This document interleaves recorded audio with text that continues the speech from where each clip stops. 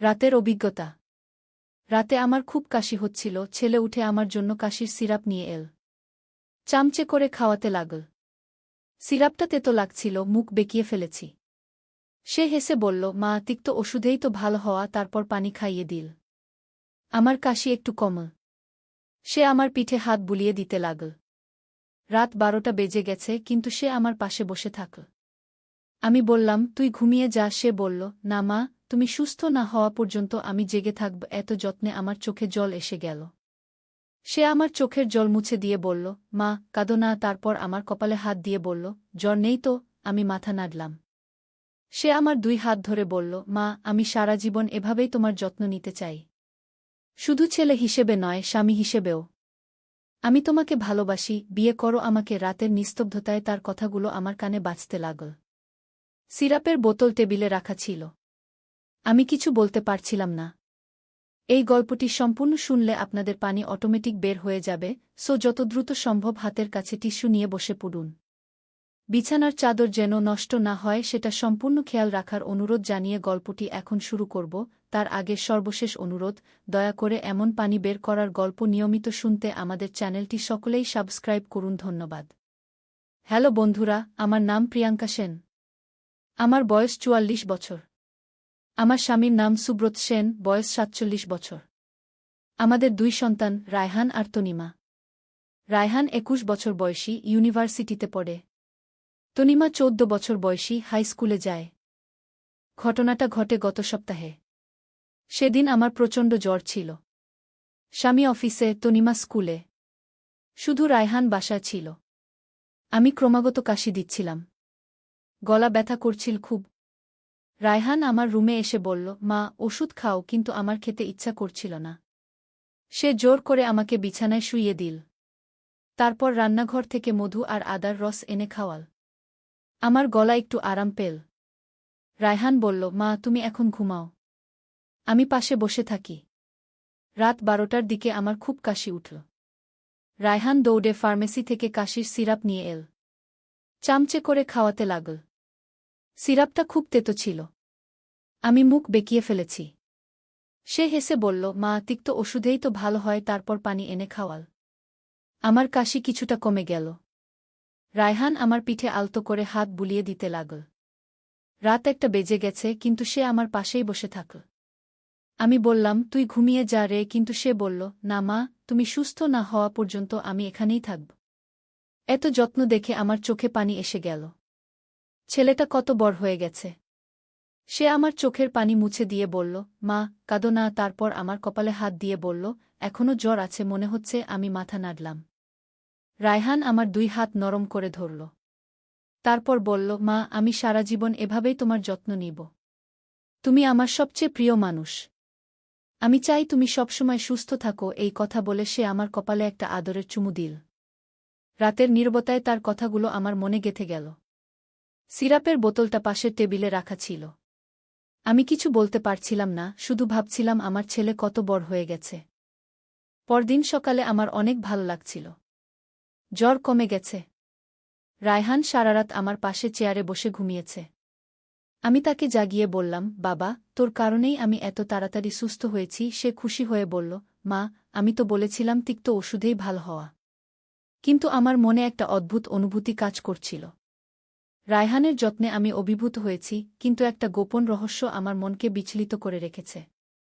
সেদিন বিকেলে রায়হান কলেজ থেকে ফিরে এসে বলল, মা, তুমি এখনও পুরোপুরি সুস্থ হওনি।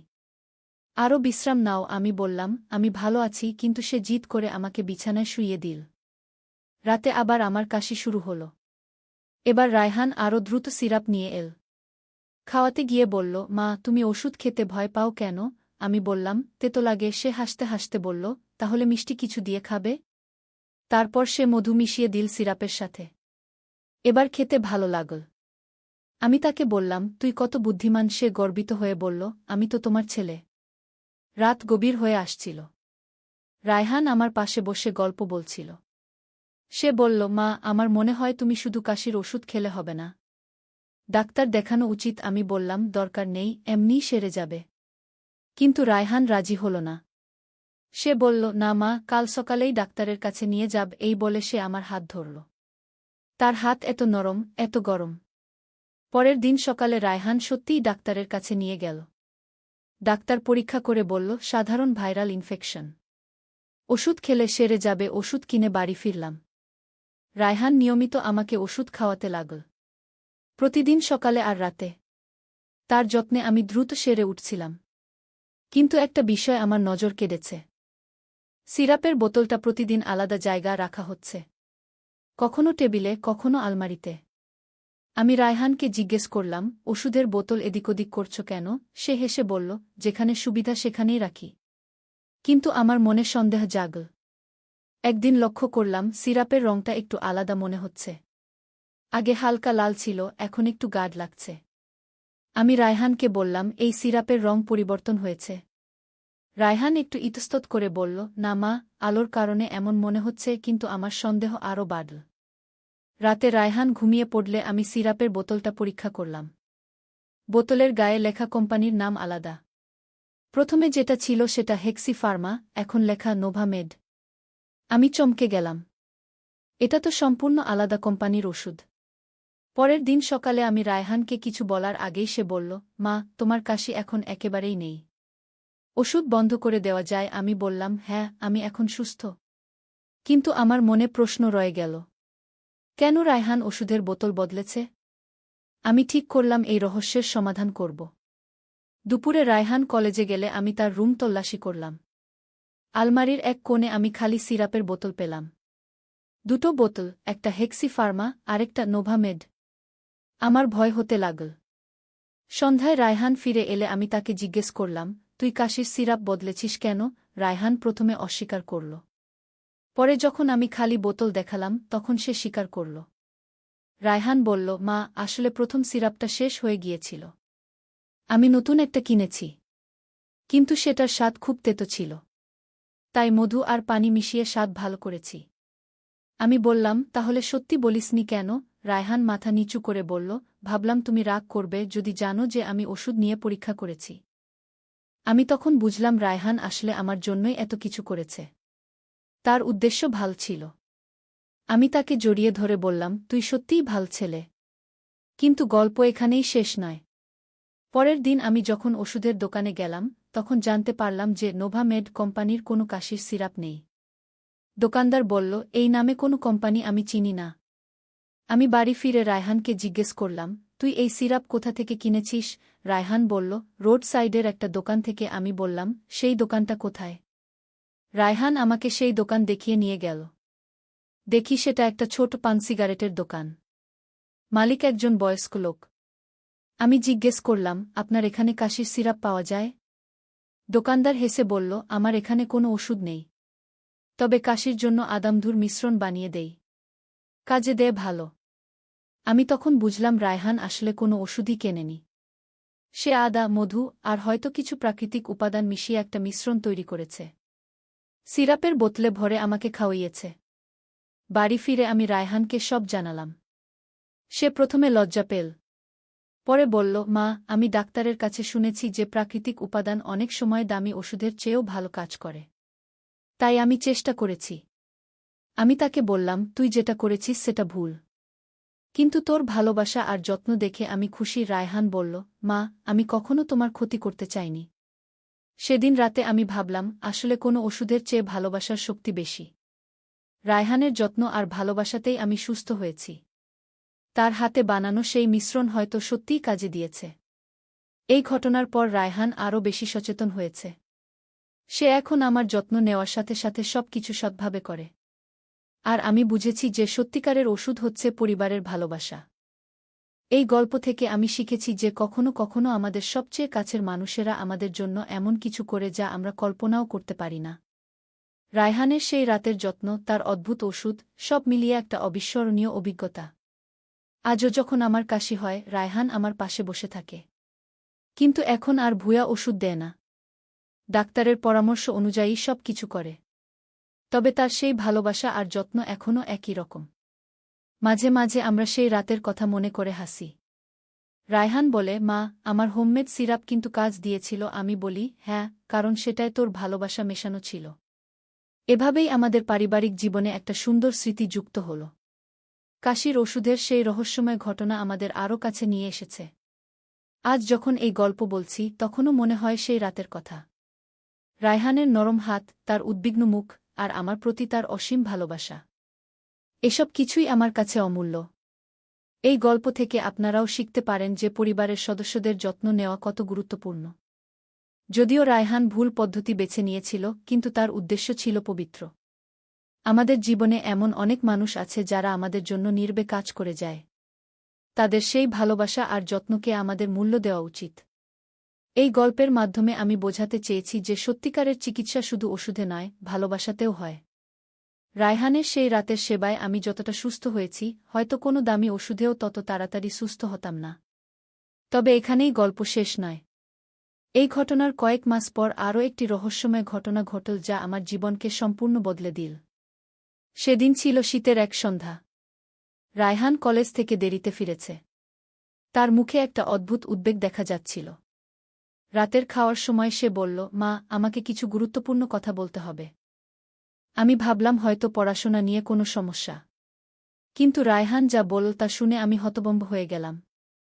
রায়হান বলল, মা, আমি গত কয়েক মাস ধরে একটা গোপন গবেষণা করছি। আমাদের পাড়ার কয়েকটা বাড়িতে অদ্ভুত কিছু ঘটছে। আমি জিজ্ঞেস করলাম, কী রকম অদ্ভুত? রায়হান বলল, রাতের বেলায় কিছু বাড়ি থেকে নীল আলো বের হয়। আর সেই বাড়িগুলোর লোকেরা দিনে অস্বাভাবিক আচরণ করে। আমি প্রথমে ভাবলাম রায়হান বোধহয় বেশি সিনেমা দেখছে। কিন্তু তার গম্ভীর মুখ দেখে বুঝলাম সে সত্যি কিছু একটা পেয়েছে। রায়হান তার ব্যাগ থেকে একটা ডায়েরি বের করল। বলল, এই ডায়েরিতে আমি গত 3 মাসের সব তথ্য লিখেছি।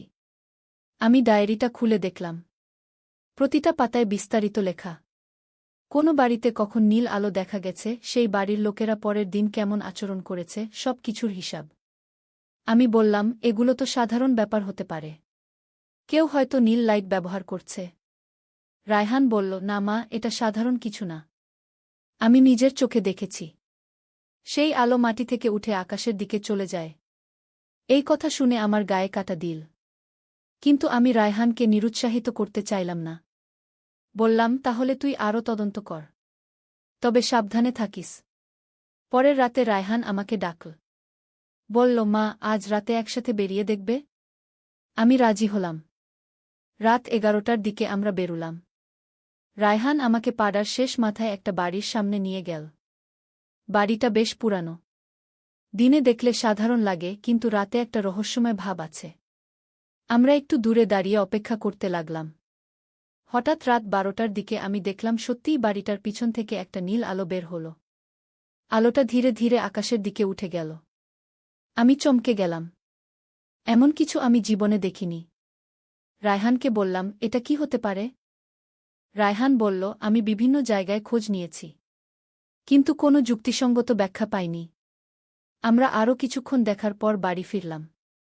সারা রাত আমার ঘুম হল না। ভাবছিলাম এই রহস্যের কি সমাধান হতে পারে। পরের দিন সকালে আমি সেই বাড়ির মালিক হাসান ভাইয়ের সাথে কথা বললাম।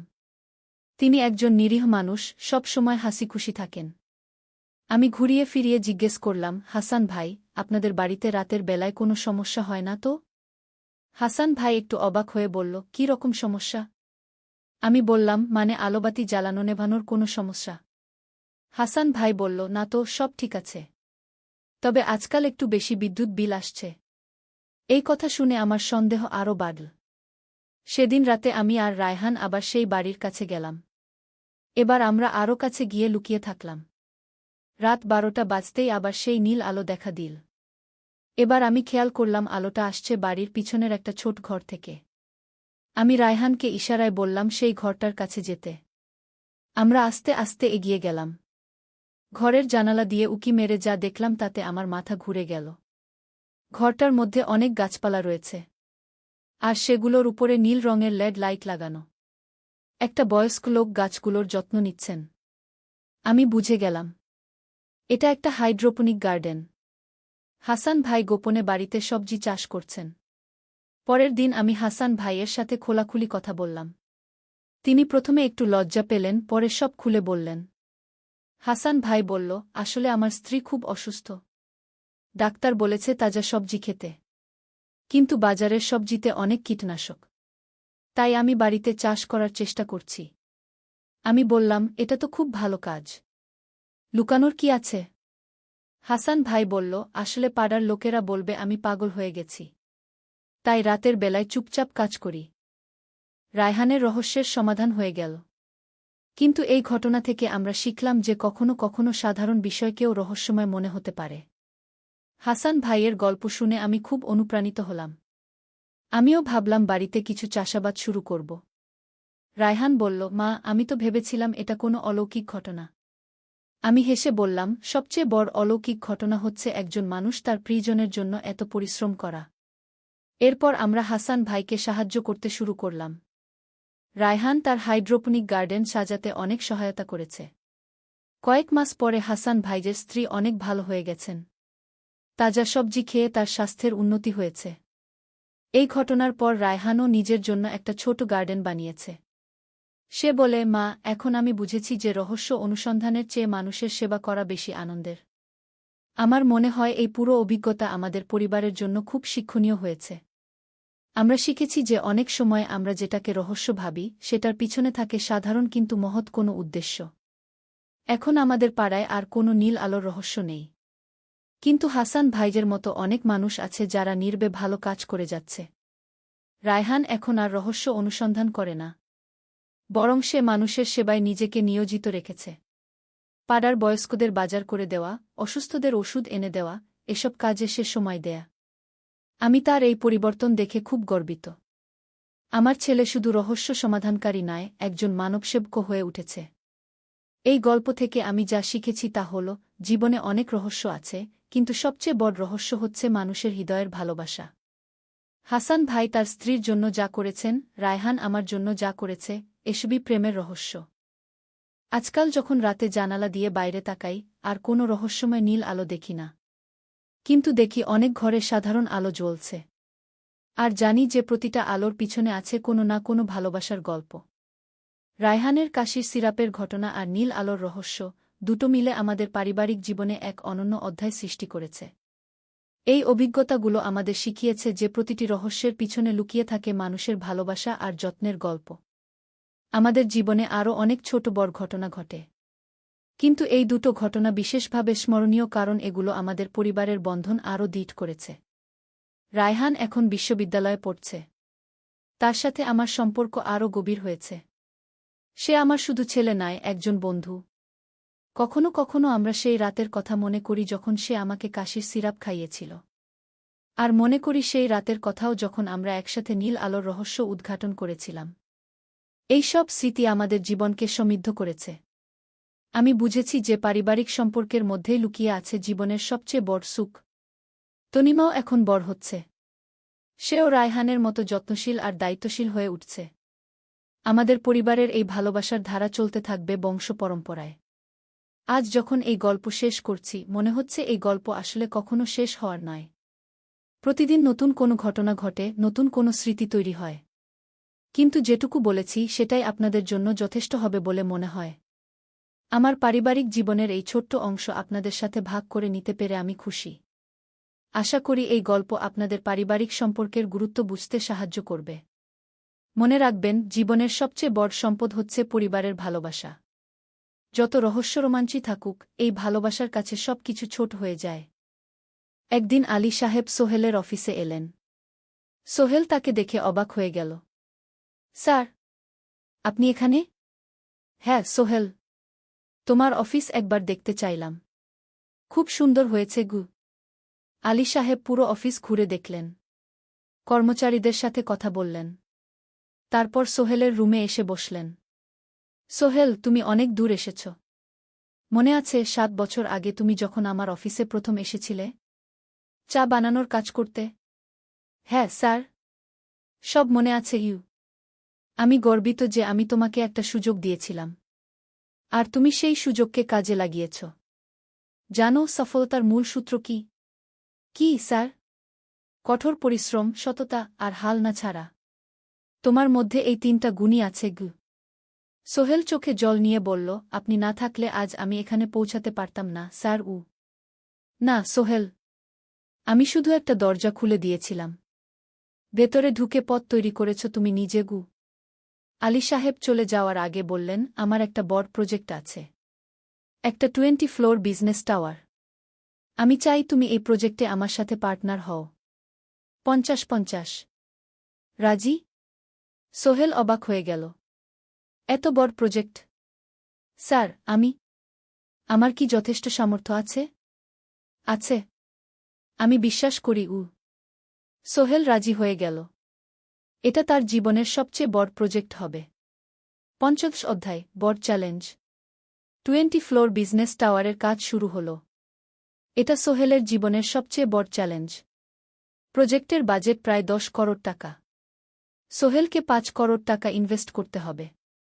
সোহেল তার সব সঞ্চয়ে, ব্যাংক লোন আর কিছু ইনভেস্টর থেকে টাকা জোগাড় করল। এটা একটা বিশাল ঝুঁকি। যদি প্রজেক্ট ব্যর্থ হয়, সব শেষ। মিনা চিন্তিত ছিল। সোহেল, এত বড় ঝুঁকি নেওয়া ঠিক হবে?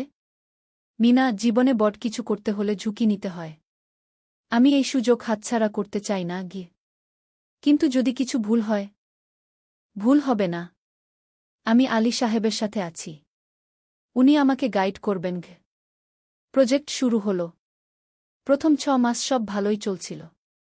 কাজ সময়মতো হচ্ছে, বাজেট ঠিক আছে। কিন্তু 7 মাসের মাথায় একটা বড় সমস্যা দেখা দিল। একজন প্রধান ইনভেস্টর হঠাৎ তার টাকা ফেরত চাইলেন। তিনি অন্য একটা জরুরি কাজে টাকা লাগবে বলে জানালেন। 1 করোড় টাকা ফেরত দিতে হবে। সোহেল বিপদে পড়ে গেল। 1 করোড় টাকা এখন কোথায় পাবে? প্রজেক্টে সব টাকা ঢেলে দিয়েছে। সে আলী সাহেবের সাথে কথা বলল। আলী সাহেব বললেন, চিন্তা করো না, আমি ব্যবস্থা করছি। কিন্তু আলী সাহেবও বড় একটা প্রজেক্টে আটকে আছেন। তার হাতে লিকুইড ক্যাশ নেই। সোহেল অন্য ব্যাংক থেকে লোন নেওয়ার চেষ্টা করল। কিন্তু ব্যাংক বলল, ইতিমধ্যে তার অনেক লোন আছে, নতুন লোন দিতে পারবে না। সোহেল রাতে ঘুমাতে পারছিল না। খাওয়া দাওয়া বন্ধ করে দিয়েছিল। মিনা তাকে দেখে খুব চিন্তিত হয়ে গেল। সোহেল, প্লিজ নিজেকে এভাবে শেষ করে ফেলো না। কোনো একটা রাস্তা বের হবেই। কিন্তু সোহেল কোনো রাস্তা দেখতে পাচ্ছিল না। ইনভেস্টর 15 দিন সময় দিয়েছে। 15 দিনের মধ্যে টাকা ফেরত না দিলে তিনি আইনি ব্যবস্থা নেবেন। 10 দিন কেটে গেল। সোহেল কোনো সমাধান খুঁজে পেল না। সে প্রায় হাল ছেড়ে দিয়েছিল। 11 দিনের দিন একটা অপ্রত্যাশিত ঘটনা ঘটল। জাহিদ ভাই, সোহেলের পুরনো সহকর্মী, তার অফিসে এলেন। জাহিদ ভাই এখন একটা রিয়েল এস্টেট কোম্পানিতে সিনিয়র ম্যানেজার। সোহেল, আমি তোমার সমস্যার কথা শুনেছি। হ্যাঁ ভাই, আমি বিপদে পড়েছি। আমি তোমাকে সাহায্য করতে চাই। আমার কিছু সঞ্চয় আছে। 5 লাখ টাকা। তুমি নাও। সোহেল চোখে জল নিয়ে বলল, ভাই, আমি কিছু বলার দরকার নেই। তুমি আমাকে অনেক কিছু শিখিয়েছ। তোমার কাছ থেকে পরিশ্রম আর সততা শিখেছি। এখন আমার পালা তোমাকে সাহায্য করার। জাহিদ ভাই চলে যাওয়ার পর আরও 2 জন এলো। একজন সোহেলের পুরনো ক্লায়েন্ট, আরেকজন তার কর্মচারী।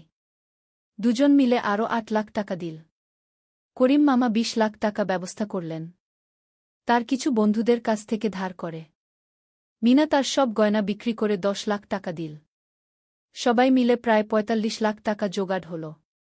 বাকি 65 লাখ টাকা সোহেল তার অফিসের সব অ্যাসেট বিক্রি করে আর একটা প্রাইভেট ফিন্যান্স কোম্পানি থেকে উচ্চ সুদে লোন নিয়ে ব্যবস্থা করল। ঠিক 14 দিনের দিন সোহেল ইনভেস্টরকে 1 করোড় টাকা ফেরত দিল।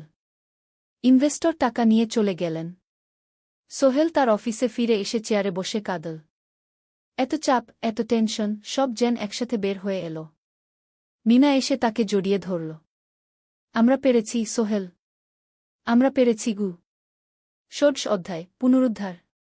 এই ঘটনার পর সোহেল আরও সাবধান হয়ে গেল। সে বুঝল, ব্যবসায় শুধু সাহস নয়, বুদ্ধিও লাগে। ঝুঁকি নিতে হয়, কিন্তু হিসাব করে। প্রজেক্ট চলতে থাকল। এবার সোহেল আরও সতর্কতার সাথে সবকিছু পরিচালনা করল। প্রতিটা খরচ হিসাব করল, প্রতিটা সিদ্ধান্ত ভেবেচিন্তে নিল। আরও 1 বছর পর 20 ফ্লোর বিজনেস টাওয়ার সম্পন্ন হল। চমৎকার বিল্ডিং। শহরের অন্যতম সুন্দর ভবন। বিল্ডিংয়ের উদ্বোধন অনুষ্ঠানে শহরের মেয়র এলেন। অনেক ব্যবসায়ী, সাংবাদিক এল। সোহেলের নাম পত্রিকায় ছাপা হল। স্বপ্নের শহরে এক তরুণ উদ্যোক্তার সফলতার গল্প। প্রজেক্ট থেকে সোহেলের লাভ হল প্রায় 2 করোড় টাকা। এই টাকা দিয়ে সে সব ঋণ শোধ করল। জাহিদ ভাইয়ের টাকা ফেরত দিল। করিম মামার ঋণ শোধ করল। যারা সাহায্য করেছিল সবাইকে টাকা ফেরত দিল। মিনার জন্য নতুন গয়না কিন। আরও সুন্দর। তার মাকে গ্রামে একটা নতুন পাকা বাড়ি বানিয়ে দিল। মা কাঁদতে কাঁদতে বললেন, তোর বাবা বেঁচে থাকলে কত খুশি হতো। তুই আমার সব স্বপ্ন পূরণ করেছিস গে। সোহেল নিজেদের জন্য একটা ফ্ল্যাট কিন। 4 রুমের ফ্ল্যাট, সমুদ্রের কাছে। এখন আর ভাড়া বাড়িতে থাকতে হয় না। সপ্তদশ অধ্যায়, প্রতিদান। সোহেল এখন একজন প্রতিষ্ঠিত উদ্যোক্তা। কিন্তু সে তার শেখ ভোলেনি। যে গ্রাম থেকে সে এসেছে, যারা তাকে সাহায্য করেছে, কাউকেই ভোলেনি। সে তার গ্রামে একটা স্কুল বানিয়ে দিল। সোহেল ফাউন্ডেশন স্কুলকে গরিব ছেলেমেয়েরা ফ্রিতে পড়তে পারবে। ভালো শিক্ষক নিযোগ দিল। ভালো পড়াশোনার ব্যবস্থা করল। শহরে একটা ফ্রি মেডিকেল ক্লিনিক খুল। গরিব মানুষরা ফ্রিতে চিকিৎসা পাবে। প্রতি বছর 10 জন মেধাবী কিন্তু গরিব ছাত্রছাত্রীকে স্কলারশিপ দেওয়া শুরু করল। তারা বিনামূল্যে পড়াশোনা করতে পারবে। একদিন একটা টিভি চ্যানেল সোহেলের ইন্টারভিউ নিতে এলো। আপনার সফলতার গোপন সূত্র কি? সোহেল একটু ভেবে বলল, কঠোর পরিশ্রম, সততা আর হাল না ছাড়া। এই 3টা জিনিস যদি কারো মধ্যে থাকে, সে যে কোনো কিছু অর্জন করতে পারে। আর সবচেয়ে বড় কথা, যারা আমাকে সাহায্য করেছে তাদের ছাড়া আমি কিছুই না। একা কেউ সফল হতে পারে না গি। আপনার পরবর্তী স্বপ্ন কি? আমি চাই আরও মানুষকে সাহায্য করতে। আমার মতো যারা গ্রাম থেকে শহরে আসে তাদের জন্য একটা ট্রেনিং সেন্টার খুলব। তারা সেখানে বিভিন্ন স্কিল শিখতে পারবে। চাকরি পাবে। নিজের পায়ে দাঁড়াতে পারবে গু। অষ্টাদশ অধ্যায়, নতুন প্রজন্ম। আরও 5 বছর কেটে গেল। সোহেল এখন 45 বছরের। তার মেয়ে সারা এখন 9 বছরের। স্কুলে ক্লাস 4-এ পড়ে। খুব মেধাবী মেয়ে। একদিন সারা বাবাকে জিজ্ঞেস করল, বাবা, তুমি কিভাবে এত বড় হলে? আমার বন্ধুরা বলে তুমি একজন সফল মানুষ গো। সোহেল তাকে কোলে নিয়ে বসল। বাবা, তুমি জানো তোমার দাদু ছিলেন একজন স্কুল শিক্ষক। খুব সৎ মানুষ। কিন্তু আমরা গরিব ছিলাম। আমি রিকশা চালাতাম গো। রিকশা? সত্যি? হ্যাঁ। তারপর আমি এই শহরে এলাম। অনেক কষ্ট করেছি। কিন্তু হাল ছাড়িনি। মানুষ আমাকে সাহায্য করেছে। আর আমি কঠোর পরিশ্রম করেছি। বাবা, আমিও কি তোমার মতো হতে পারব? অবশ্যই পারবে বাবা। তবে মনে রেখো, সফলতা মানে শুধু টাকা পয়সা না। সফলতা মানে ভালো মানুষ হওয়া। অন্যদের সাহায্য করা। সৎ থাকা। সারা মাথা নাডল। আমি ভালো মানুষ হব বাবা। সোহেল তার মেয়েকে জড়িয়ে ধরল। মনে মনে ভাবল, তার জীবনের সব কষ্ট সার্থক হয়েছে। মিনা রান্নাঘর থেকে ডাকল, খাবার তৈরি। এসো। সোহেল সারাকে নিয়ে ডাইনিং টেবিলে গেল। ঋতু এসেছে। সে এখন বিয়ে করেছে, তার একটা ছেলে হয়েছে। সোহেলের মা মাঝে মাঝে চট্টগ্রামে বেড়াতে আসেন। আজও এসেছেন। সবাই মিলে খেতে বসল। হাসিগল্পে ভরা পরিবার। সোহেল তাকাল তার মায়ের দিকে, মিনার দিকে, সারার দিকে, ঋতুর দিকে। মনে হল, জীবনে আর কি চাই? খাওয়া শেষে সবাই বসে রইল। গল্প করছিল। হঠাৎ সোহেলের ফোন বাজল। অফিস থেকে। একটা জরুরি বিষয়। সোহেল ফোন রেখে দিয়ে মিনাকে বলল, একটা নতুন প্রজেক্টের প্রস্তাব এসেছে। একটা এতিমখানা বানানোর কাজ। সরকারি প্রজেক্ট। তুমি নেবে? অবশ্যই। এটা আমার স্বপ্নের প্রজেক্ট। যেসব বাচ্চাদের বাবা মা নেই তাদের জন্য একটা সুন্দর জায়গা। মিনা হাসল। তুমি কখনো বদলাও না। এখনো অন্যদের কথা ভাবো। এটাই তো জীবন মিনা। শুধু নিজের জন্য বাঁচলে কি হবে? 49 অধ্যায়, উত্তরাধিকার। 10 বছর আরও কেটে গেল। সোহেল এখন 55 বছরের। তার চুলে পাক ধরেছে। কিন্তু শক্তি এখনও আগের মতোই। সারা এখন 19 বছরের। সে বিশ্ববিদ্যালয়ে ইঞ্জিনিয়ারিং পড়ছে। সে চায় বাবার মতো কনস্ট্রাকশন ইন্ডাস্ট্রিতে কাজ করতে। একদিন সারা বাবাকে বলল, বাবা, আমি তোমার কোম্পানিতে কাজ করতে চাই। এখনও তো তোর পড়াশোনা বাকি। জানি। কিন্তু আমি এখন থেকেই শিখতে চাই। ছুটির দিনে তোমার সাথে সাইটে যেতে চাই। দেখতে চাই কিভাবে কাজ হয়। সোহেল খুশি হয়ে গেল। তার মেয়ে তার পথ অনুসরণ করতে চায়। ঠিক আছে, কিন্তু শর্ত হল তোকে সবকিছু নিজ থেকে শিখতে হবে। কোনো স্পেশাল ট্রিটমেন্ট পাবি না গে। আমি তো তাই চাই বাবাগু। সারা তার বাবার সাথে কাজ শিখতে শুরু করল।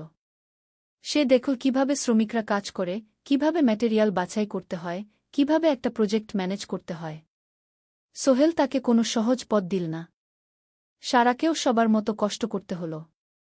সাইটে রোদে দাঁড়িয়ে থাকতে হল। শ্রমিকদের সাথে কথা বলতে হল। কিন্তু সারা হাল ছাড়ল না। সে তার বাবার মেয়ে। পরিশ্রম করতে জানে। 3 বছর পর সারা গ্রাজুয়েট হল। সে সোহেলের কোম্পানিতে জুনিয়র প্রজেক্ট ম্যানেজার হিসেবে যোগ দিল। সোহেল ধীরে ধীরে সারাকে বড় দায়িত্ব দিতে শুরু করল। সারা তার বাবার মতোই সৎ, পরিশ্রমী। 20 অধ্যায়, সমাপ্তি নয়, নতুন শুরু। আরও 5 বছর পর সোহেল এখন 60 বছরের। সে সিদ্ধান্ত নিল এবার অবসর নেওয়ার সময় এসেছে। কোম্পানির দায়িত্ব সারাকে দেবে। একটা অনুষ্ঠান করা হল। সোহেল আনুষ্ঠানিকভাবে কোম্পানির চেয়ারম্যান পদ থেকে অবসর নিল। সারা হল নতুন ম্যানেজিং ডিরেক্টর। সোহেল তার বক্তব্যে বলল, আমি যখন এই শহরে এসেছিলাম আমার পকেটে ছিল মাত্র 5,000 টাকা। একটা ছোট্ট ব্যাগ। আর অনেক স্বপ্ন। আজ 40 বছর পর আমি পেছনে ফিরে তাকাই, দেখি একটা দীর্ঘ পথ। সেই পথে অনেক কষ্ট ছিল, অনেক বাধা ছিল। কিন্তু ছিল অনেক ভালোবাসাও। অনেক মানুষের সাহায্যও। আমি বিশ্বাস করি সফলতা একা আসে না। এটা আসে অনেক মানুষের সমর্থন, ভালোবাসা আর বিশ্বাস নিয়ে। আমি যা কিছু অর্জন করেছি তা আমার একার না। এটা আমার পরিবারের, আমার কর্মচারীদের, আমার বন্ধুদের, সবার। আজ আমি আমার মেয়ে সারার হাতে এই দায়িত্ব তুলে দিচ্ছি। আমি জানি সে আমার চেয়ে ভালো করবে। কারণ সে শিখেছে আমার ভুল থেকে, আমার অভিজ্ঞতা থেকে। অনুষ্ঠান শেষ হল। সবাই চলে গেল।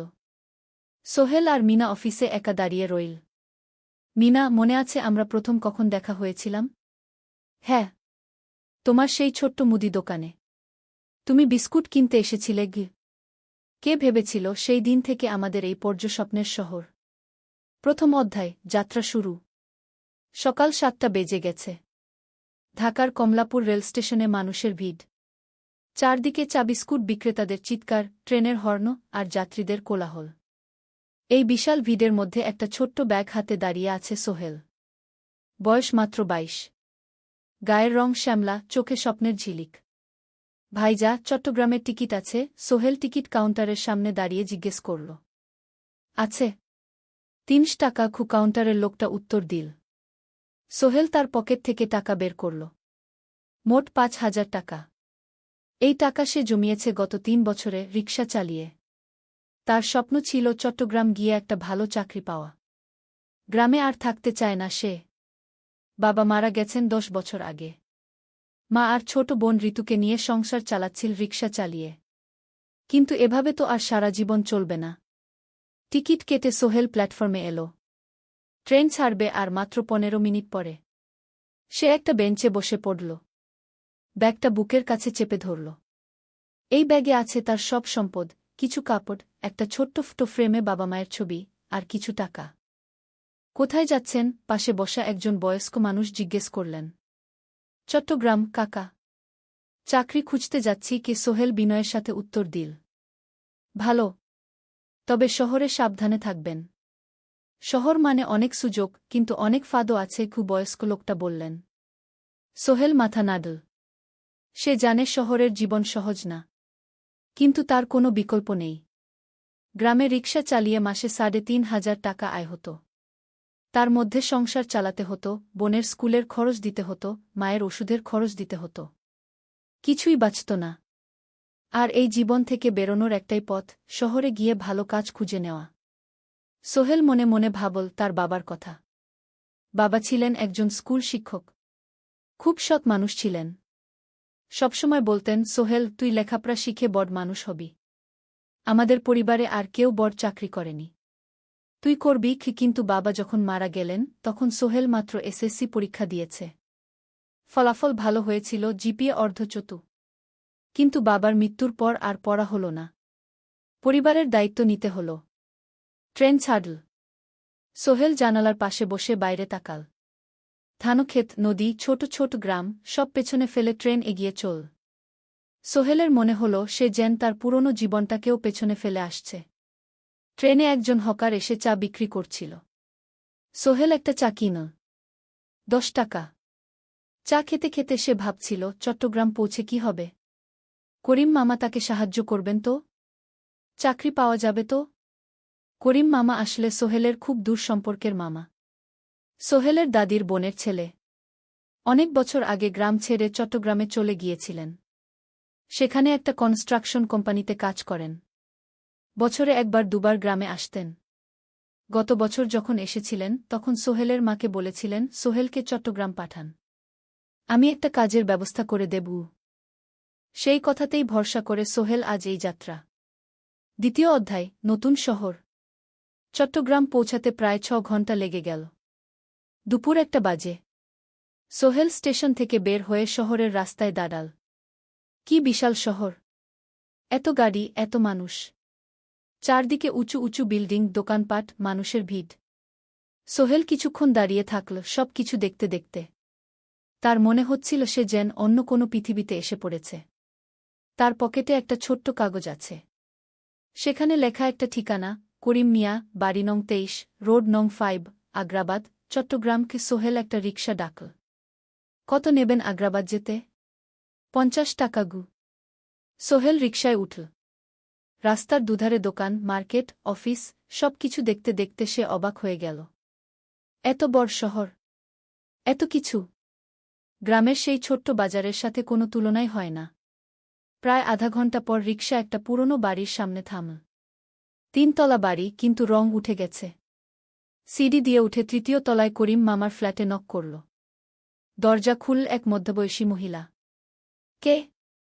আসসালামু আলাইকুম আপা। আমি সোহেল। নোয়াখালীর গ্রাম থেকে এসেছি। করিম মামা বাড়িতে আছেন? মহিলা তাকে মাথা থেকে পা পর্যন্ত দেখল। করিম তো অফিসে গেছে। তুমি কে? কোথা থেকে এসেছ? সোহেল সব খুলে বলল। মহিলা তাকে ভেতরে ঢুকতে দিল। বসো। করিম সন্ধ্যায় ফিরবে গু। ফ্ল্যাটটা ছোট। 2টো রুম, একটা ছোট্ট রান্নাঘর আর একটা বাথরুম। কিন্তু সোহেলের কাছে খুব সুন্দর লাগল। গ্রামের সেই টিনের ঘরের চেয়ে তো অনেক ভালো। মহিলা তার নাম জানাল, সালমা। করিম মামার স্ত্রী। তাদের 2টো ছেলে, একজন ক্লাস 8-এ পড়ে, আরেকজন ক্লাস 5-এ। খেয়েছ? সালমা আপা জিজ্ঞেস করল। না আপা গু। অপেক্ষা করো। ভাত আছে, মাছ আছে। খাও। সোহেল প্রথমে রাজি হতে চাইল না। কিন্তু খুব খিদে পেয়েছিল। সকাল থেকে শুধু একটা চা আর বিস্কুট খেয়েছে। খাওয়া দাওয়ার পর সোহেল বসে রইল। সালমা আপা তাকে গল্প করতে লাগল। তোমার মা কেমন আছেন? তোমার বোন? ভালো আছে আপা। মার একটু গেটে বাত আছে। ওষুধ খাচ্ছেন। বোন স্কুলে পড়ে কু। তুমি কি করতে চাও এখানে? চাকরি খুঁজছি আপা। যে কোনো কাজ করব। বাসায় মা আর বোনকে টাকা পাঠাতে হবে। সালমা আপা মাথা নাড়ল। করিম তোমার জন্য কিছু একটা করবে। সে ভালো মানুষ গ। সারাদিন অপেক্ষা করু সোহেল। সন্ধ্যা 6টায় করিম মামা ফিরলেন। 50-এর কাছাকাছি বয়স, কালো রঙের প্যান্ট শার্ট পরা, হাতে একটা ব্যাগ। আরে সোহেল, কবে এলি? করিম মামা খুশি হয়ে বললেন। আজ সকালে মামা গু। করিম মামা তাকে জড়িয়ে ধরলেন। অনেকদিন পর দেখলাম। কেমন আছিস? ভালো আছি মামা গি। ভালো করেছিস এসে। এখানে অনেক সুযোগ আছে। তোর জন্য একটা কাজের ব্যবস্থা করে দেব। তবে প্রথমে কয়েকদিন এখানে থাক। শহরটা একটু চিনে নে। তারপর কাজে যোগ দিবি। সোহেলের মনে আসার আলো জ্বল। সে ভাবল হয়তো তার ভাগ্য এবার পাল্টাবে। 3য় অধ্যায়, প্রথম চাকরি। 1 সপ্তাহ পরে করিম মামা সোহেলকে তার কোম্পানিতে নিয়ে গেলেন। কোম্পানির নাম আলামিন কনস্ট্রাকশন। অফিসটা শহরের কেন্দ্রে, 5 তলা একটা বিল্ডিংয়ের দোতলায়। মালিক আলী সাহেব। 50-এর কাছাকাছি বয়স, মোটা চেহারা, চোখে সোনার ফ্রেমের চশমা। বড়লোক মানুষ, কিন্তু খুব কড়া। এই ছেলেটাকে কি কাজে লাগাবেন? আলী সাহেব করিম মামাকে জিজ্ঞেস করলেন। স্যার, ও আমার আত্মীয়। গ্রাম থেকে এসেছে। খুব পরিশ্রমী। যে কোনো কাজে লাগাতে পারেন উ। আলী সাহেব সোহেলের দিকে তাকালেন। তুমি কি পড়েছ? Sir, SSC pass. জিপিএ অর্ধচতু উ। হুম। ভালো। কম্পিউটার চালাতে পারো? না স্যার, পারি না। কিন্তু শিখতে চাই উ। আলী সাহেব একটু ভাবলেন। ঠিক আছে। তোমাকে অফিসের কাজে রাখব। ফাইল গুছানো, চা বানানো, কাগজপত্র নিয়ে যাওয়া না এসব। মাসে 5,000 টাকা। রাজি আছো?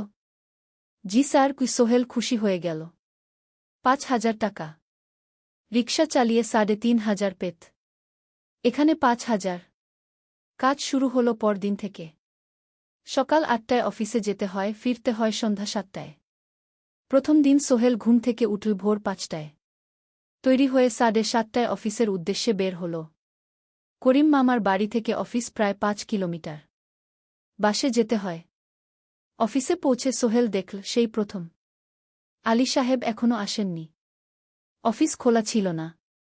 8-10 মিনিট পর একজন লোক এসে অফিস খুল। তুমি নতুন? জি। আমি সোহেল গু। আমি জাহিদ, অ্যাসিস্ট্যান্ট ম্যানেজার। এসো উ। জাহিদ ভাই সোহেলকে সব কিছু দেখাল। অফিসে মোট 6 জন কর্মচারী। 2 জন ইঞ্জিনিয়ার, একজন অ্যাকাউন্ট্যান্ট, একজন অ্যাসিস্ট্যান্ট ম্যানেজার, জাহিদ ভাই, একজন রিসেপশনিস্ট, আর এখন সোহেল। সোহেলের কাজ শুরু হলো চা বানানো দিয়ে।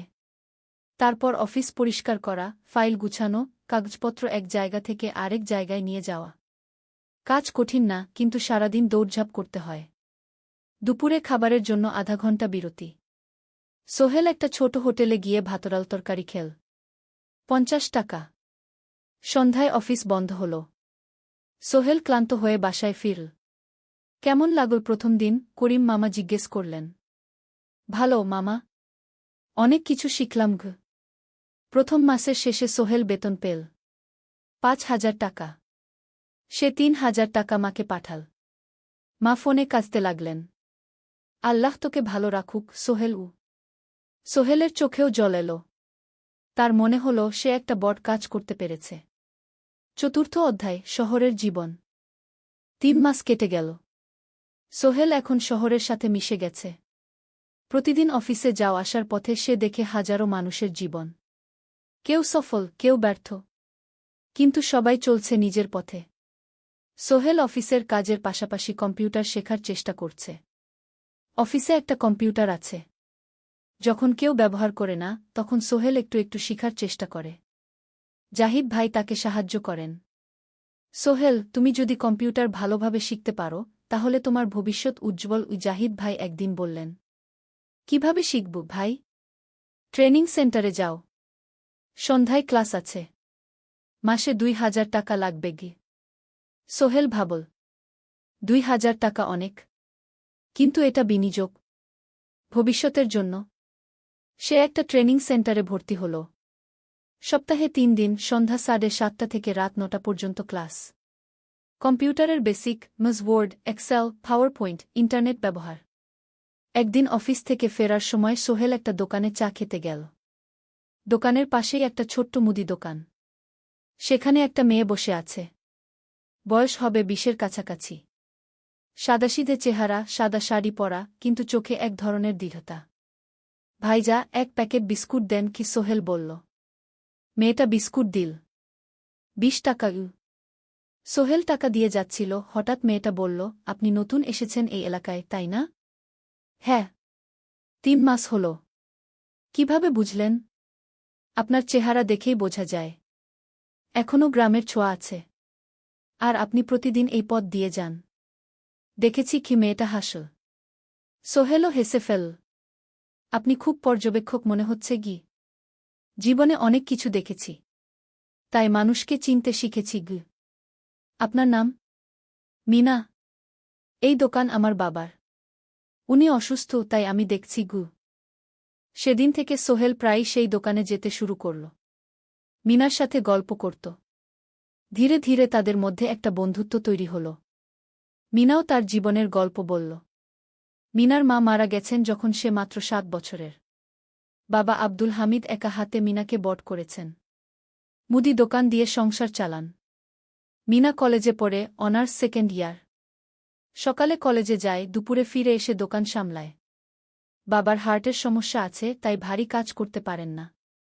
তোমার স্বপ্ন কি? একদিন সোহেল জিজ্ঞেস করল। গ্র্যাজুয়েশন শেষ করে একটা ভালো চাকরি করব। তারপর বাবাকে ভালো চিকিৎসা করাব। তুমি? আমিও চাকরি করে পরিবারকে ভালোভাবে দেখভাল করতে চাই। মা আর বোনকে নিয়ে শহরে আনব একদিন। দুজনেই নিজেদের স্বপ্নের কথা বলতে গিয়ে বুঝল তাদের স্বপ্ন অনেকটা একই রকম।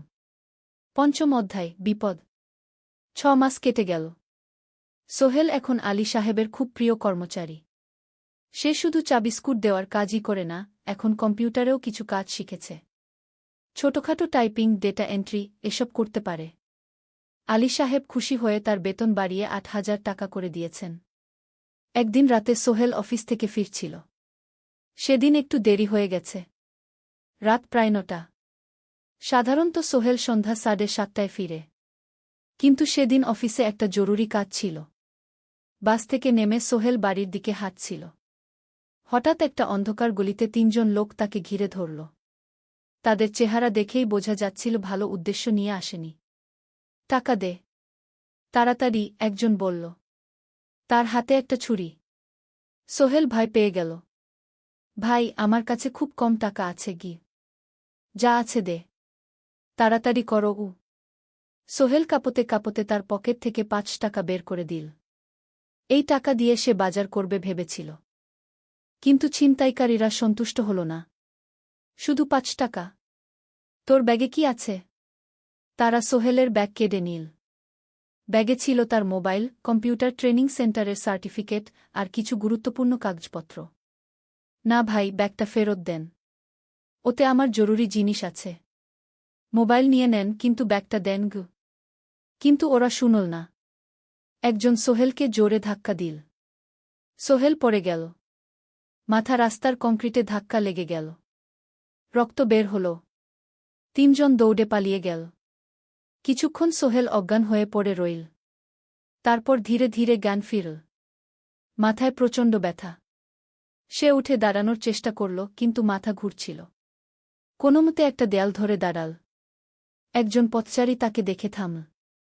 কি হয়েছে ভাই? ছিনতাই হয়েছে। এসো, আমি তোমাকে হাসপাতালে নিয়ে যাই।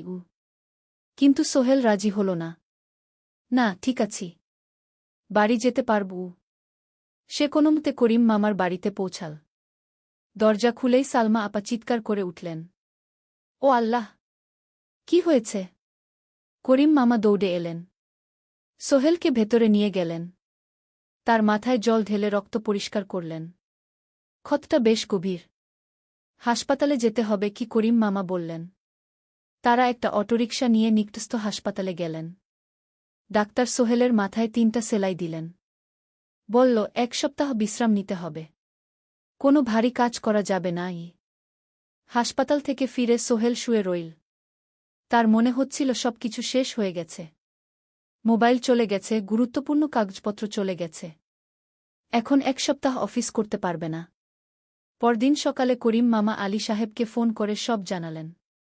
আলী সাহেব বললেন, ঠিক আছে, সোহেল ভালো হয়ে এলে আসবে, চিন্তার কিছু নেই। মিনা যখন এই খবর শুনল, সে সন্ধ্যায় সোহেলকে দেখতে এল করিম মামার বাড়িতে। সাথে এনেছিল কিছু ফল। কি হয়েছিল? মিনা চিন্তিত গলায় জিজ্ঞেস করল। সোহেল সব বলল। মিনা রেগে গেল। এই শহরে এখন অনেক অপরাধ বেড়ে গেছে। পুলিশ কিছু করে না। তুমি পুলিশে রিপোর্ট করেছ?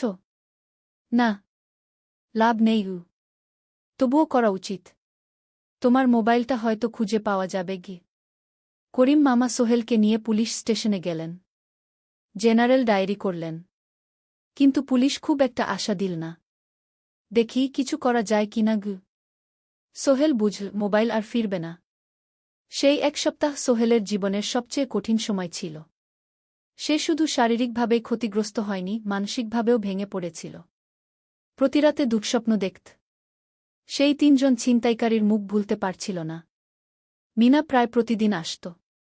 তাকে সাহস দিত। তুমি হাল ছেড়ো না, সোহেল। জীবনে এরকম খারাপ সময় আসে। কিন্তু এটা কাটিয়ে ওঠাই হলো আসল বীরত্ব। সোহেলের মা গ্রাম থেকে ফোন করতেন। করিম মামার মোবাইল থেকে। তুই ভালো আছিস তো? সোহেল মাকে সব সত্যি বলেনি। শুধু বলেছে, হ্যাঁ মা, ভালো আছি। একটু জ্বর হয়েছিল। এখন ভালো। 1 সপ্তাহ পর সোহেল আবার অফিসে গেল। আলী সাহেব তাকে দেখে খুশি হলেন। কেমন আছো? ভালো আছি স্যার। ঠিক আছে। তবে প্রথম কয়েকদিন হালকা কাজ করবে। সোহেল আবার কাজে মন দিল। কিন্তু একটা জিনিস তাকে খুব কষ্ট দিচ্ছিল, তার মোবাইল নেই। মায়ের সাথে কথা বলতে পারছে না নিয়মিত। করিম মামার মোবাইল চাইতে সংকোচ লাগে। একদিন জাহিদ ভাই তাকে ডাকলেন। সোহেল, আমার একটা পুরনো মোবাইল আছে। তুমি ব্যবহার করো? না ভাই, আমি নাও। আমার কাজে লাগছে না। তুমি রাখো। সোহেল কৃতজ্ঞতায় প্রায় কেঁদে ফেল। ধন্যবাদ ভাই। মোবাইল পেয়ে সোহেল প্রথমেই মাকে ফোন করল। মা খুব খুশি হলেন। এতদিন ফোন করিসনি কেন? মা, মোবাইলটা নষ্ট হয়ে গিয়েছিল। নতুন নিয়েছি। মায়ের গলায় স্বস্তি ফুটে উঠল। 6ষ্ঠ অধ্যায়, নতুন সুযোগ। আরও 3 মাস কেটে গেল। সোহেল পুরোপুরি সুস্থ হয়ে গেছে। তার জীবন আবার স্বাভাবিক হয়ে এসেছে। সে এখন কম্পিউটার ট্রেনিং শেষ করেছে। সার্টিফিকেট পেয়েছে। কিন্তু একটা ঘটনা তার জীবনে বড় পরিবর্তন নিয়ে এল। একদিন সকালে আলী সাহেব তাকে ডাকলেন। সোহেল, বসো। সোহেল বসল। মনে একটু ভয় লাগছিল। আলী সাহেব কি তাকে বকবেন? সোহেল, তুমি তো এখন কম্পিউটার চালাতে পারো? জি স্যার, একটু একটু শিখেছি। ভালো। আমি তোমার কাজ দেখছি। তুমি খুব পরিশ্রমী। আর সৎ। আমাদের কোম্পানিতে এরকম মানুষের দরকার। সোহেল কিছু বুঝতে পারছিল না। আমি তোমাকে একটা সুযোগ দিতে চাই। আমাদের কোম্পানি একটা ট্রেনিং প্রোগ্রাম চালু করছে নতুন কর্মচারীদের জন্য। 6 মাসের কোর্স। কম্পিউটার অ্যাকাউন্টিং, ভবন নির্মাণের হিসাব নিকাশ, প্রজেক্ট ম্যানেজমেন্ট সব শিখবে। কোম্পানি সব খরচ দেবে। ট্রেনিংয়ের সময় তোমার বেতনও চলবে। রাজি আছো? সোহেল বিশ্বাস করতে পারছিল না। স্যার, সত্যি? আমাকে এত বড় সুযোগ দিচ্ছেন? হ্যাঁ। তুমি ভালো ছেলে। পরিশ্রমী। আমি তোমাকে এগিয়ে দিতে চাই। ভবিষ্যতে তুমি এই কোম্পানির একজন গুরুত্বপূর্ণ কর্মচারী হবে। সোহেল কৃতজ্ঞতায় প্রায় কেঁদে ফেল। ধন্যবাদ স্যার। আমি কঠোর পরিশ্রম করব। আমি জানি। সেদিন সন্ধ্যায় সোহেল মিনার দোকানে গেল। মিনাকে খবরটা দিল। মিনা খুব খুশি হল। তার চোখে জল এসে গেল। তুমি পারবে সোহেল। আমি জানি। সোহেল তার মা আর বোনকেও ফোন করে খবরটা দিল। মা কাঁদতে লাগলেন। তোর বাবা বেঁচে থাকলে কত খুশি হতো। ট্রেনিং শুরু হলো পরের মাস থেকে। প্রতিদিন সকালে 3 ঘন্টা ক্লাস, তারপর বাকি সময় অফিসের কাজ। ক্লাসে 5 জন নতুন কর্মচারী। সবাই তরুণ, উৎসাহী। শিক্ষক ছিলেন একজন অভিজ্ঞ ইঞ্জিনিয়ার। নাম রহিম স্যার। তিনি খুব ভালোভাবে সব কিছু বুঝাতেন। কম্পিউটার অ্যাকাউন্টিং, এক্সেলে জটিল ক্যালকুলেশন, প্রজেক্টের বাজেট তৈরি, সময় ব্যবস্থাপনা সব। সোহেল পুরো মনোযোগ দিয়ে শিখতে লাগল। সন্ধ্যায় বাড়ি ফিরে প্র্যাকটিস করত। করিম মামার ছেলের কাছ থেকে একটা ল্যাপটপ ধার নিত কখনো কখনো। 6 মাস পরে ট্রেনিং শেষ হল। সবাই সার্টিফিকেট পেল। আলী সাহেব একটা অনুষ্ঠান করলেন। সোহেল সেরা পারফর্মার হিসেবে একটা বিশেষ পুরস্কার পেল, 5,000 টাকা বোনাস। আলী সাহেব ঘোষণা করলেন, সোহেল, আজ থেকে তুমি আমাদের জুনিয়র অ্যাকাউন্ট অ্যাসিস্ট্যান্ট। তোমার বেতন 15,000 টাকা। সোহেল অবাক হয়ে গেল। 8,000 থেকে 15,000। প্রায় দ্বিগুণ। সেদিন রাতে সোহেল ঘুমাতেই পারল না। খুশিতে, উত্তেজনায় তার চোখে ঘুম নেই। সে ভাবল তার জীবন কিভাবে বদলে যাচ্ছে। 2 বছর আগে যে রিকশা চালাত, আজ সে একটা নামকরা কোম্পানির অ্যাকাউন্ট অ্যাসিস্ট্যান্ট। 7ম অধ্যায়, প্রেম ও প্রস্তাব। 1.5 বছর হয়ে গেল সোহেলের চট্টগ্রাম আসার। সে এখন একজন সফল যুবক। তার মা গ্রামে খুব খুশি। প্রতি মাসে সোহেল 10,000 টাকা পাঠায়। ছোট বোন ঋতু এখন কলেজে ভর্তি হয়েছে সোহেলের পাঠানো টাকায়। মায়ের চিকিৎসাও ভালোভাবে হচ্ছে। মিনার সাথে সোহেলের সম্পর্ক এখন আর শুধু বন্ধুত্ব নয়। দুজন দুজনকে ভালোবাসে। কিন্তু কেউ কাউকে সরাসরি বলার সাহস পায়নি। প্রতিদিন দেখা হয়, গল্প হয়, কিন্তু সেই একটা কথা বলা হয়ে ওঠে না। একদিন শুক্রবার ছুটির দিন। সোহেল মিনাকে বলল, আজ কি একটু ঘুরতে যাবে? কোথায়? পতেঙ্গা বিচ। তুমি কি কখনো গেছ? না। কিন্তু আমার দোকান গ। শুক্রবার। তোমার বাবা সামলাবে গ। মিনা রাজি হয়ে গেল। দুপুরে দুজনে বাস নিয়ে পতেঙ্গা গেল। সমুদ্র দেখে মিনা অবাক হয়ে গেল। কি সুন্দর! দুজনে বালিতে বসল। ঢেউয়ের শব্দ শুনতে শুনতে গল্প করছিল। হঠাৎ সোহেল বলল, মিনা, তোমার সাথে কিছু বলার ছিল। বলো। সোহেল একটা লম্বা শ্বাস নিল। তুমি জানো আমি তোমাকে ভালোবাসি। মিনা হাসল। তার চোখ ভিজে গেল। জানি। আমিও তোমাকে ভালোবাসি সোহেল। সোহেল অবাক হয়ে গেল। সত্যি? হ্যাঁ। অনেকদিন ধরেই জানি। তুমি আমার জীবনে এসে সব কিছু বদলে দিয়েছ। তোমার সাথে থাকলে আমার মনে হয় আমি যে কোনো কিছু করতে পারব। দুজনে কিছুক্ষণ চুপ করে বসে রইল। সমুদ্রের ঢেউ এসে পায়ে লাগছিল। সূর্য পশ্চিমে ঢলে পড়ছে। আকাশ লালকুমলা হয়ে গেছে। কিন্তু আমার বাবার সাথে কথা বলতে হবে কি? মিনা বলল। আমি তৈরি। যখন বলবে তখন বলব। পরের সপ্তাহে সোহেল মিনার বাবার সাথে কথা বলল। আব্দুল হামিদ সাহেব প্রথমে একটু দ্বিধা করলেন। তুমি কোনো পরিবারের ছেলে? তোমার বাবা কি করতেন? সোহেল সব সত্যি বলল। তার বাবা ছিলেন স্কুল শিক্ষক। মারা গেছেন 10 বছর আগে। মা গ্রামে থাকেন। ছোট বোন কলেজে পড়ে। তুমি নিজে কি করো? আমি আলামিন কনস্ট্রাকশন কোম্পানিতে জুনিয়র অ্যাকাউন্ট অ্যাসিস্ট্যান্ট। মাসে 15,000 টাকা বেতন। আব্দুল হামিদ সাহেব ভাবলেন। তারপর বললেন, দেখো মিনা আমার একমাত্র সন্তান। তার মা নেই। আমি একা তাকে বড় করেছি।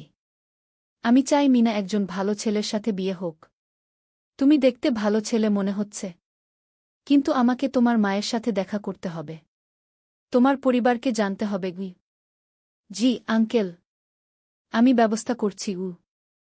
সোহেল খুশিতে আটখানা। সে সেদিন রাতেই তার মাকে ফোন করল। মাকে সব বলল। মা প্রথমে অবাক হলেন। তারপর খুশি হলেন। মিনা মেয়েটা কেমন? খুব ভালো মা। তুমি দেখলে পছন্দ করবে। ঠিক আছে। আমি আর ঋতু আসছি চট্টগ্রাম। 2 সপ্তাহ পর সোহেলের মা আর বোন চট্টগ্রাম এলো। সোহেল তাদের নিয়ে মিনার বাড়িতে গেল। 2 পরিবার একসাথে বসল। মিনার বাবা সোহেলের মাকে দেখে খুশি হলেন। সোহেলের মা সহজ সরল ভদ্রমহিলা। আপনার ছেলে খুব ভালো।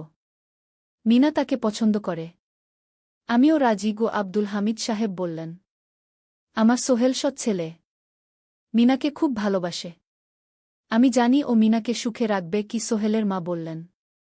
বিয়ের তারিখ ঠিক হল 3 মাস পর। এই 3 মাসে সোহেল যথেষ্ট টাকা জমাবে। বিয়ে হবে সাদামাটা কিন্তু সুন্দর। 8ম অধ্যায়, নতুন পথ। 3 মাস কেটে গেল দ্রুত। সোহেল প্রতিদিন কঠোর পরিশ্রম করছিল। অফিসে তার কাজের প্রশংসা হচ্ছে। আলী সাহেব তাকে এখন ছোটখাটো প্রজেক্টের হিসাব দেখতে দিচ্ছেন। সোহেল তার সঞ্চিত টাকা দিয়ে বিয়ের আয়োজন করল। বিয়ে হল মিনার বাড়ির কাছের একটা কমিউনিটি সেন্টারে। খুব বেশি লোক আসেনি। 2 পরিবারের আত্মীয় স্বজন আর অফিসের কয়েকজন সহকর্মী। কিন্তু অনুষ্ঠান ছিল খুব সুন্দর। সোহেল যখন মিনাকে বিয়ের পোশাকে দেখল, তার মনে হল পৃথিবীর সবচেয়ে সুন্দর মেয়ে সে। লাল শাড়ি পরা, মুখে হালকা মেকআপ, কিন্তু তার স্বাভাবিক সৌন্দর্য ছিল আসল। বিয়ের পর সোহেল একটা ছোট্ট ফ্ল্যাট ভাড়া নিল। 2 রুমের ফ্ল্যাট, মাসে ভাড়া 5,000 টাকা। মিনা এখনও তার পড়াশোনা চালিয়ে যাচ্ছে। আরও 1 বছর বাকি গ্র্যাজুয়েশন শেষ হতে।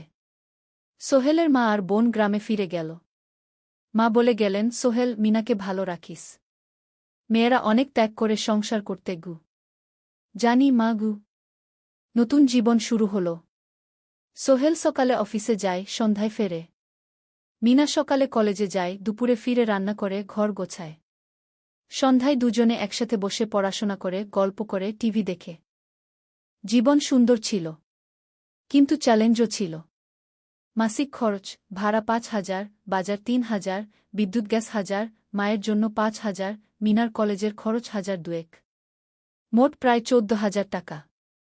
বাঁচত মাত্র ১,০০০ খানেক। কিন্তু সোহেল হাল ছাড়ল না। সে সন্ধ্যায় একটা কম্পিউটার ট্রেনিং সেন্টারে পার্ট টাইম পড়ানো শুরু করল। সপ্তাহে ৩ দিন ২ ঘন্টা করে। এতে মাসে আরও ৩,০০০ টাকা আসতে লাগল। মিনাও বসে থাকল না। সে বাড়িতে বসে কয়েকজন স্কুলের ছাত্রছাত্রীকে টিউশন পড়াতে শুরু করল। মাসে ২,০০০ টাকা আয়। এভাবে কেটে গেল ৬ মাস। দুজন মিলে পরিবার চালাচ্ছে, স্বপ্ন দেখছে। একদিন সোহেল বলল, মিনা, আমি একটা নতুন স্বপ্ন দেখছি গু। কি? আমি নিজে একটা ছোট্ট কনস্ট্রাকশন কোম্পানি খুলতে চাই। ছোট ছোট প্রজেক্ট নেব। বাড়ি মেরামত, ছোট বিল্ডিং বানানো, এসব। তোমার কি যথেষ্ট অভিজ্ঞতা আছে? আছে। আমি ২ বছর ধরে এই কাজের সাথে জড়িত। অনেক কিছু শিখেছি। আর আলী সাহেবও আমাকে সাহায্য করবেন গু। কিন্তু টাকা কোথায়? কোম্পানি খুলতে তো অনেক টাকা লাগবে গি। আমি জমাচ্ছি। আরও ১ বছর কাজ করব। তারপর চেষ্টা করব। মিনা তাকে সমর্থন দিল। তুমি পারবে। তোমার মধ্যে সেই শক্তি আছে গি। নবম অধ্যায়, চ্যালেঞ্জের সময়। কিন্তু ভাগ্য সবসময় অনুকূলে থাকে না। সোহেল যখন স্বপ্ন দেখছিল নিজের কোম্পানি খোলার, তখনই একটা বড় সমস্যা এল। আলী সাহেবের কোম্পানি একটা বড় প্রজেক্ট পেয়েছিল। একটা ১০তলা বিল্ডিং বানানোর কাজ। কিন্তু প্রজেক্টের প্রধান ইনভেস্টর হঠাৎ পালিয়ে গেল। তিনি কোম্পানির কাছ থেকে প্রায় ৫০ লাখ টাকা নিয়ে গেছেন, কিন্তু কাজ শেষ হয়নি। কোম্পানি বড় ক্ষতির মুখে পড়ল। আলী সাহেব অনেক কর্মচারীকে ছাঁটাই করতে বাধ্য হলেন। প্রায় ১০ জনকে চাকরি থেকে বাদ দিলেন। বাকিদের বেতন কমাতে হল। সোহেলকে আলী সাহেব ডেকে বললেন, সোহেল, আমি তোমাকে রাখতে চাই। তুমি বিশ্বস্ত কর্মচারী। কিন্তু তোমার বেতন কমাতে হবে। ১৫,০০০ থেকে ১০,০০০। সোহেল মনে মনে চিন্তায় পড়ে গেল। ১০,০০০ টাকায় সংসার চলবে কিভাবে?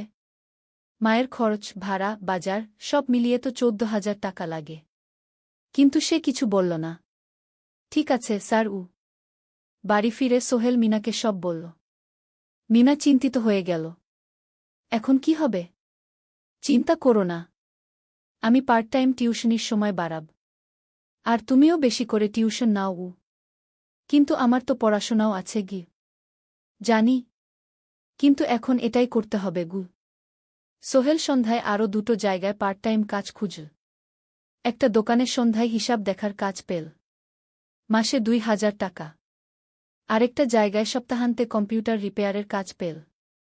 মাসে ১,৫০০ টাকা। মিনাও ৩ জন নতুন স্টুডেন্ট নিল টিউশনে।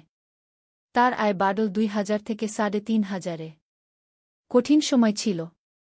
সোহেল সকাল ৮টায় অফিসে যেত, সন্ধ্যা ৬টায় ফিরত। তারপর একটু বিশ্রাম নিয়ে ৭:৩০ বের হতো পার্ট টাইম কাজে। রাত ১০টায় বাড়ি ফিরত। রবি সোমবার কম্পিউটার রিপেয়ারের কাজ। মিনাও সকালে কলেজে যেত, দুপুরে ফিরে রান্না করত, তারপর বিকেলে টিউশন পড়াত। রাতে খাওয়া দাওয়ার পর পড়াশোনা করত। দুজনেরই শরীর খারাপ হতে শুরু করল। সোহেল একদিন অফিসে অজ্ঞান হয়ে পড়ে গেল। ডাক্তার দেখাতে নিয়ে গেল। ডাক্তার বলল, অতিরিক্ত পরিশ্রম। শরীরে পুষ্টির অভাব। ঠিকমতো খাচ্ছেন না মনে হচ্ছে গি। সত্যি কথা, খরচ বাঁচাতে সোহেল আর মিনা অনেক সময় কম খেত। মাংস মাছ কিনত সপ্তাহে ১ দিন। বাকি সময় শাকসবজি, ডাল। মিনা সোহেলকে বলল, আর নয় সোহেল। তুমি এভাবে নিজেকে শেষ করে ফেলছ। আমার পড়াশোনা বন্ধ করে দিই। আমি ফুল টাইম চাকরি করি গি। না, সোহেল জোর দিয়ে বলল। তোমার পড়াশোনা বন্ধ হবে না। আরও মাত্র ৬ মাস বাকি। তুমি গ্রাজুয়েট হবেই গি। কিন্তু তুমি। আমি ঠিক হয়ে যাব। চিন্তা করো না গে। কিন্তু পরিস্থিতি আরও খারাপ হল যখন সোহেলের মায়ের অসুখ হল। হার্টের সমস্যা। হাসপাতালে ভর্তি করতে হল। খরচ 50,000 টাকা। সোহেলের হাতে এত টাকা কোথায়? সে করিম মামার কাছে ধার চাইল। করিম মামা 20,000 টাকা দিলেন। বাকি 30,000 টাকা সোহেল একটা এনজিও থেকে ঋণ নিল। সুদের হার মাসে 2%। মায়ের চিকিৎসা হল। তিনি সুস্থ হয়ে গেলেন। কিন্তু সোহেল এখন ঋণের বোঝায় পড়ে গেল। প্রতি মাসে 3,000 টাকা করে কিস্তি দিতে হবে। সেই রাতে সোহেল আর মিনা বিছানায় শুয়ে কথা বলছিল। সোহেল বলল, মিনা, আমি মনে হয় ভুল করেছি। শহরে এসে বিয়ে করে তোমাকে কষ্টে ফেলেছি গু। মিনা তার হাত ধরল। না সোহেল, তুমি ভুল করনি। জীবনে এরকম খারাপ সময় আসে, কিন্তু এটা কাটিয়ে ওঠাই হলো আসল শক্তি। আমরা একসাথে আছি, একসাথে থাকব। সব কিছু ঠিক হয়ে যাবে। মিনার কথায় সোহেল একটু সাহস পেল। হ্যাঁ, হাল ছাড়া যাবে না। 10ম অধ্যায়, আলোর দিকে। 3 মাস পরে পরিস্থিতি একটু ভালো হতে শুরু করল। আলী সাহেবের কোম্পানি একটা নতুন প্রজেক্ট পেল। একটা স্কুল বিল্ডিং বানানোর কাজ। কোম্পানি আবার স্থিতিশীল হতে শুরু করল। আলী সাহেব সোহেলকে ডেকে বললেন, সোহেল, আমি তোমার কঠোর পরিশ্রম দেখেছি। খারাপ সময়েও তুমি কোম্পানি ছেড়ে যাওনি। আমি কৃতজ্ঞ। আজ থেকে তোমার বেতন আবার 15,000 টাকা। সোহেল খুশি হয়ে গেল। ধন্যবাদ স্যার। মিনাও গ্র্যাজুয়েশন শেষ করল। ভালো ফলাফল করল। সে এখন চাকরি খুঁজছে। একদিন মিনা একটা প্রাইভেট স্কুলে শিক্ষিকার ইন্টারভিউ দিতে গেল। ইন্টারভিউ ভালো হল। তাকে নিযোগ দেওয়া হল। বেতন 12,000 টাকা। সেদিন সন্ধ্যায় দুজনে মিলে একটা ছোট্ট পার্টি করল। একটা বিরিয়ানি কিনল, কোমল পানীয় কিনল। দুজনে মিলে খেল। আমরা পেরেছি সোহেল, মিনা বলল। হ্যাঁ, আমরা পেরেছি গু। এখন দুজনের মিলিয়ে আয় 27,000 টাকা। খরচ চালানোর পর প্রায় 10,000 টাকা বাঁচে। সোহেল এই টাকা দিয়ে লোন শোধ করতে শুরু করল। পার্ট টাইম কাজগুলো ছেড়ে দিল। শরীরের যত্ন নেওয়া শুরু করল। আরও 6 মাস পরে সোহেলের কাছে একটা বড় সুযোগ এল। আলী সাহেব একদিন তাকে ডাকলেন। সোহেল, তুমি কি নিজের ব্যবসা করতে চাও? স্যার, আমি তোমাকে একটা ছোট্ট প্রজেক্ট দিতে চাই। একটা 3 তলা বিল্ডিংয়ের কনস্ট্রাকশন। তুমি ম্যানেজ করবে, আমি শুধু সুপারভাইজ করব। লাভের 50% তোমার গু। সোহেল ভাবল, এটা একটা বড় সুযোগ, কিন্তু ঝুঁকিও আছে। যদি কাজটা ভালোভাবে না হয়? স্যার, আমি চেষ্টা করব। কিন্তু যদি ভুল হয়? ভুল হবে না। আমি তোমার উপর বিশ্বাস রাখছি। তুমি পারবে গু। সোহেল রাজি হয়ে গেল। এই প্রজেক্ট তার জীবনে টার্নিং পয়েন্ট হতে পারে। 11 অধ্যায়, স্বপ্ন পূরণের পথে।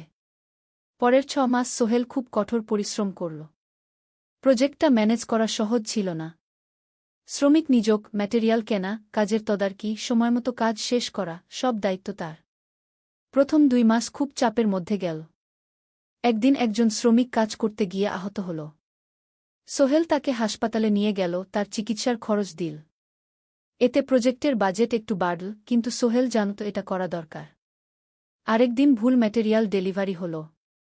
সোহেল সেগুলো ফেরত পাঠাল, সঠিক জিনিস আনাল। এতে 3 দিন দেরি হল, কিন্তু কাজের মান ঠিক রইল। মিনা তাকে সবসময় সাপোর্ট করছিল।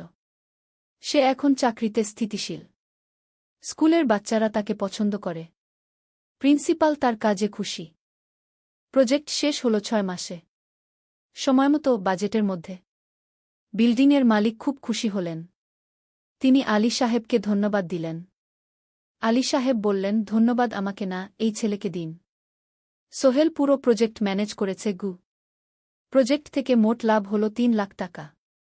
সোহেল পেল 1.5 লাখ টাকা। তার জীবনে এত টাকা এই প্রথম। সে করিম মামার ঋণ শোধ করল। এনজিওর বাকি ঋণ শোধ করল। তারপর তার মাকে 50,000 টাকা পাঠাল। মা দিয়ে গ্রামের বাড়িটা একটু মেরামত করাল, বোন ঋতুর জন্য একটা ল্যাপটপ কিনল। বাকি টাকা দিয়ে সোহেল একটা ব্যাংক অ্যাকাউন্টে জমা রাখল ভবিষ্যতের জন্য। আলী সাহেব সোহেলকে আরও 2টো প্রজেক্ট দিলেন। এবার একটু বড়। সোহেল আত্মবিশ্বাসের সাথে সেগুলোও শেষ করল। 2 বছর পরে সোহেল সিদ্ধান্ত নিল, এবার নিজের কোম্পানি খোলার সময় এসেছে। দ্বাদশ অধ্যায় নতুন শুরু। সোহেল তার সব জমানো টাকা দিয়ে একটা ছোট্ট অফিস ভাড়া নিল। 2 রুমের অফিস। একটা রুমে কাজের জায়গা, আরেকটায় ছোট্ট মিটিং রুম। অফিসের সামনে একটা বোর্ড লাগাল, Sohel construction and development. Meena তাকে সাহায্য করছিল। সে অফিসের অ্যাকাউন্টস দেখত সন্ধ্যায় স্কুল থেকে ফিরে। দুজন মিলে একটা টিম। প্রথমে ছোট ছোট কাজ নিল। বাড়ি মেরামত, দোকান সংস্কার, ছোট বিল্ডিং কনস্ট্রাকশন।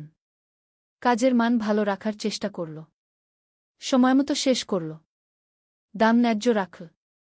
ধীরে ধীরে সোহেলের সুনাম ছড়িয়ে পড়ল। মানুষ তাকে বিশ্বাস করত। তার কাছে নতুন নতুন কাজ আসতে লাগল। প্রথম বছর খুব কষ্ট হল। কখনো লাভ হতো, কখনো লস। কিন্তু সোহেল থেমে থাকল না। সে শিখতে লাগল ব্যবসা কিভাবে চালাতে হয়। দ্বিতীয় বছরে পরিস্থিতি ভালো হল। সোহেল এখন 3 জন স্থায়ী কর্মচারী নিয়োগ দিল। একজন ইঞ্জিনিয়ার, একজন সুপারভাইজার, একজন অফিস সহায়ক। তৃতীয় বছরে একটা বড় প্রজেক্ট পেল। একটা স্কুল বিল্ডিং বানানোর কাজ। 5 তলা বিল্ডিং। সোহেল পুরো মনোযোগ দিয়ে কাজটা করল। শ্রমিকদের ভালো বেতন দিল, ভালো ম্যাটেরিয়াল ব্যবহার করল, সময়মতো কাজ শেষ করল। স্কুল কর্তৃপক্ষ খুব খুশি হল। তারা সোহেলের কাজের প্রশংসা করল। এই প্রজেক্ট থেকে সোহেল প্রায় 5 লাখ টাকা লাভ করল। এই টাকা দিয়ে সে আরও ভালো একটা অফিস নিল। আরও কর্মচারী নিয়োগ দিল। এখন তার কোম্পানিতে 10 জন স্থায়ী কর্মচারী। প্রজেক্ট অনুযায়ী আরও শ্রমিক নিয়োগ দেওয়া হয়। ত্রয়োদশ অধ্যায় পরিবার। এদিকে সোহেল আর মিনার সংসারেও খুশির খবর এল। মিনা গর্ভবতী। 9 মাস পর তাদের একটা মেয়ে হল। নাম রাখল সারা। সারা যখন জন্মাল, সোহেলের মা আর বোন চট্টগ্রামে এল। মা 1 মাস থেকে গেলেন। মিনাকে সাহায্য করলেন। সোহেল এখন একটা বড় ফ্ল্যাট ভাড়া নিয়েছে। 3 রুমের ফ্ল্যাট। একটা রুমে সোহেল, মিনা, একটায় সারা, আরেকটায় অতিথি রুম। মায়ের জন্য সোহেল সিদ্ধান্ত নিল তাকে চট্টগ্রামে নিয়ে আসবে। গ্রামে একা থাকা ঠিক না। কিন্তু মা রাজি হলেন না। না বাবা, আমি গ্রামেই থাকব। এখানে আমার পরিচিত মানুষ আছে। তোর বোনকে নিয়ে যা। ও ঢাকায় পড়ছে, চট্টগ্রামে এনে ভালো কোথাও ভর্তি করিয়ে দেগি। সোহেল তাই করল। ঋতুকে চট্টগ্রাম বিশ্ববিদ্যালয়ে ভর্তি করিয়ে দিল। ঋতু এখন সোহেলের ফ্ল্যাটে থাকে, বিশ্ববিদ্যালয়ে পড়ে। সোহেলের মনে হল তার জীবন এখন পরিপূর্ণ। স্ত্রী, মেয়ে, বোন সবাই তার কাছে। ব্যবসা ভালো চলছে। মা গ্রামে সুখে আছেন। চতুর্দশ অধ্যায় সফলতার শিখরে। 5 বছর কেটে গেল। সোহেল এখন একজন সফল উদ্যোক্তা। তার কোম্পানি কি সোহেল কনস্ট্রাকশন অ্যান্ড ডেভেলপমেন্ট এখন চট্টগ্রামে বেশ পরিচিত। প্রায় 30 জন কর্মচারী তার অধীনে কাজ করে। সোহেল এখন শুধু ছোট প্রজেক্ট করে না, বড় বড় প্রজেক্টও করে। একটা 8 তলা বিজনেস কমপ্লেক্স বানানোর কাজ পেয়েছে। একটা হাসপাতাল বিল্ডিং বানাচ্ছে।